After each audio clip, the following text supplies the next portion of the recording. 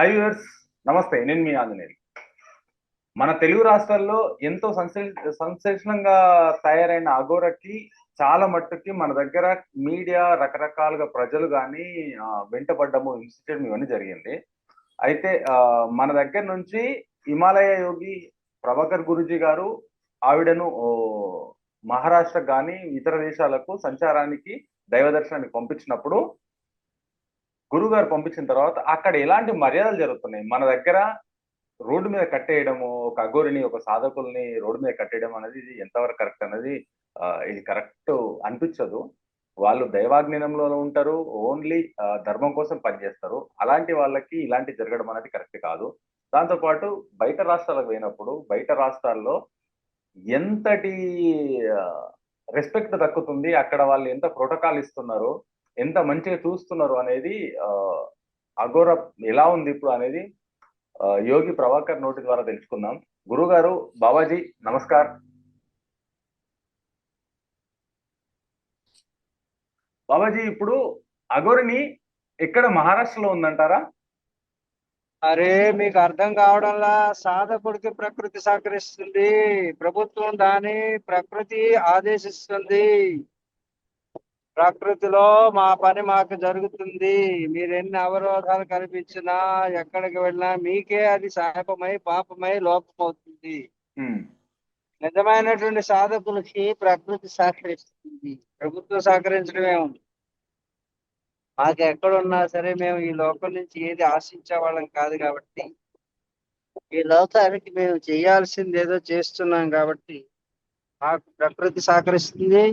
ప్రభుత్వాలు తెలియకుండానే అన్ని ఏర్పాట్లు మీరు అనుకుంటున్నారేమో, మాకు ప్రోటోకాల్ ఎక్కడికి వెళ్ళినా ప్రభుత్వం ఏర్పాటు చేస్తూనే ఉంటుంది, ప్రకృతి ఏర్పాటు చేస్తూనే ఉంటుంది. కాబట్టి మీరేం దిగులు పడకండి. ఆంధ్రదేశంలో, తెలుగుదేశంలో మాకు వెలుగు రాకపోయినా మిగతా రాష్ట్రాల వాళ్ళు అందరూ అర్థం చేసుకున్నారు, అపార్థం చేసుకోలేదు. ప్రజలందరూ కూడా తెలుగు రాష్ట్రాల్లో అర్థం చేసుకున్నారు, కానీ ఒక్క మీడియా తప్ప. మీడియా మరి ఎందుకు అలా వర్తిస్తుందో అర్థం కావడం లేదు. కాబట్టి ప్రకృతి అంతా కూడా మాకు సహకరిస్తుంది. అలాగే మహారాష్ట్రలో చాలా ఆలయాలు, అనంతరం ఇప్పుడు గుజరాత్ వైపు ప్రయాణం సాగిస్తుంది. గుజరాత్ వైపు ప్రయాణం సాగిస్తుంది. సనాతన ధర్మ సంరక్షణ కోసం ఏర్పాటు చేయబడినటువంటి బ్రిగేడ్ ఏదైతే ఉందో, అందరూ కూడా వాళ్ళ పనులు వాళ్ళు చేస్తున్నారు. దానికి ప్రకృతి కూడా సహకరిస్తూనే ఉంది. బాబాజీ, ఇప్పుడు ఎన్ని రోజులు ఆవిడ ప్రయాణం మళ్ళీ తిరిగి ఎన్ని రోజుల తర్వాత మన హైదరాబాద్ రాబోతుంది?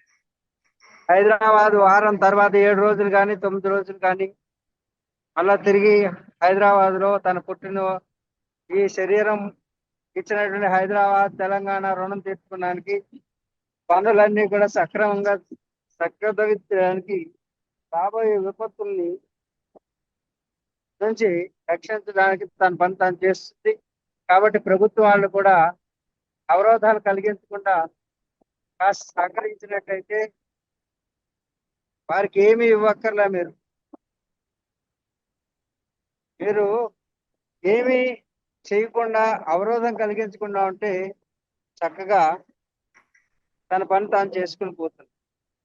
చాలా మంది తెలియక జైల్లో పడేయండి, ఇది చేయండి, అది చేయండి అంటున్నారు.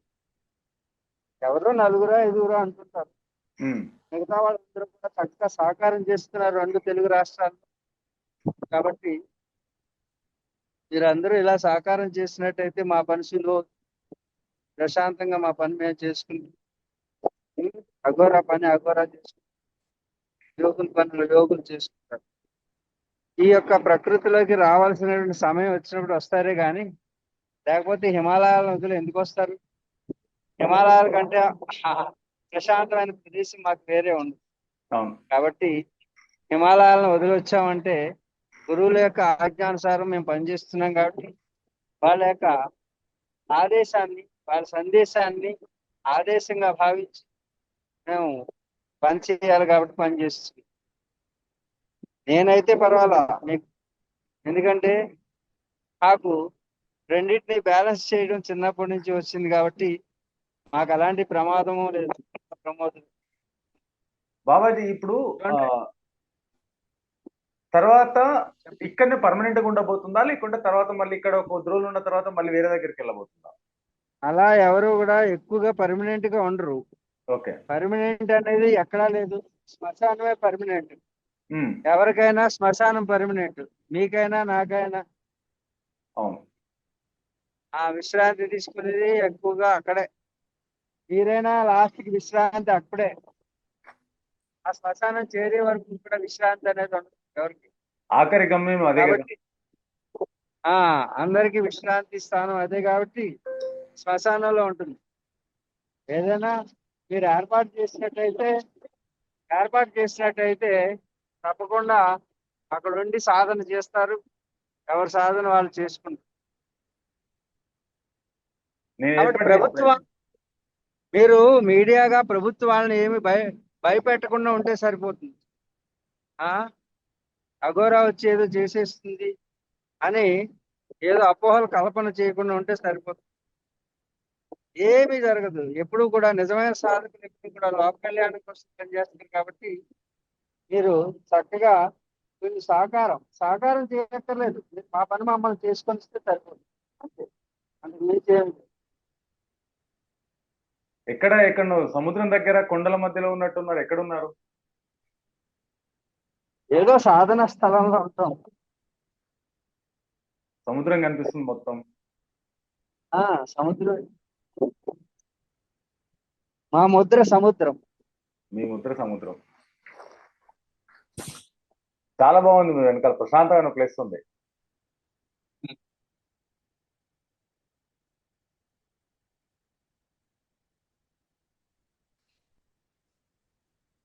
బాబాజీ మళ్ళీ ఇక్కడికి వచ్చి హైదరాబాద్ కు ఒక దాంతో పాటు హైదరాబాద్ రాకున్నా సరే మీరు ఓ, అఘోరి రాజేష్ గారు ఇంకా కొంతమంది కొన్ని కావాల్సిన కార్యక్రమాలు కొన్ని చేపట్టబోతున్నారని చెప్పి తెలిసింది. ఇది ఆ, ఆ, ఏం చేయబోతున్నారు అసలు? ఏం నెక్స్ట్ కార్యక్రమం ఏంటి? ఏమి ఉండదు. వాళ్ళ సాధన వాళ్ళు చేస్తుంటారు. ఉమ్, వాళ్ళకి ఇచ్చినటువంటి ఆ, పని ఏదైతే ఉందో, సనాతన ధర్మానికి విఘాతం కలిగించినటువంటి వారిని ప్రభుత్వాలు శిక్షించాలి. ఇది డిమాండ్. మీకు చెప్పాను. ఉమ్, 3D అనే యాక్షన్ ఉంటుందని చెప్పాను. ఈ 3D యాక్షన్ అంటే ఏమిటంటే, ఒకటి డైలాగ్. ప్రభుత్వాలు కానీ ఎవరైనా మాట్లాడితే మాట్లాడతాం. మేము వెళ్ళి ప్రభుత్వం దగ్గరికి వెళ్ళాల్సింది. ప్రభుత్వం కనుక మాట్లాడతాను అంటే శాంతి సామరస్యాన్ని కల్పించడానికి, వారికి సహాయం చేయడానికి మాత్రం మేము ఉపయోగపడతాం. అలాగే రెండవది డెమోన్స్ట్రేషన్.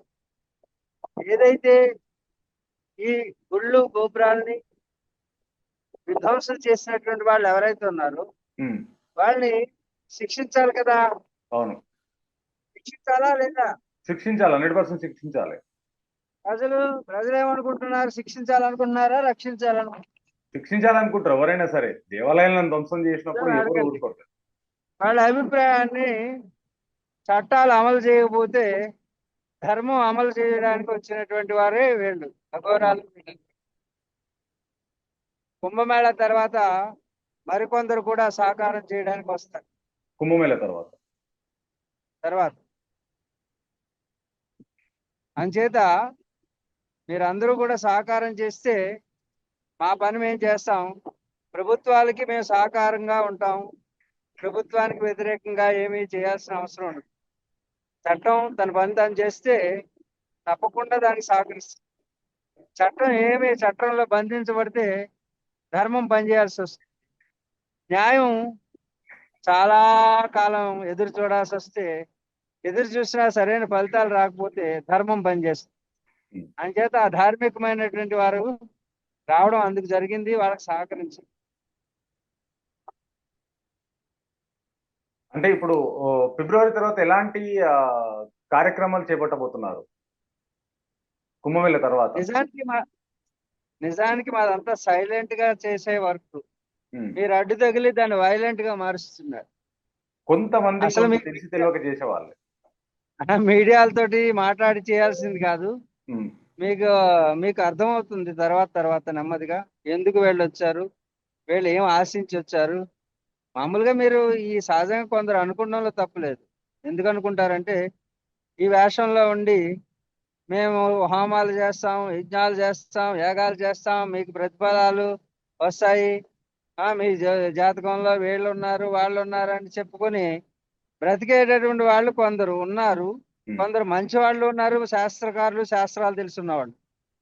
శాస్త్రాలు తెలియకుండా వేషం భాష మార్చుకుని వచ్చినటువంటి వాళ్ళు చేసేటువంటి తప్పుడు పనుల వలన ఉమ్, సనాతన ధర్మానికి విఘాతం కలుగుతుంది. అవును. అది సంగతి. అలాగే ఏవేవో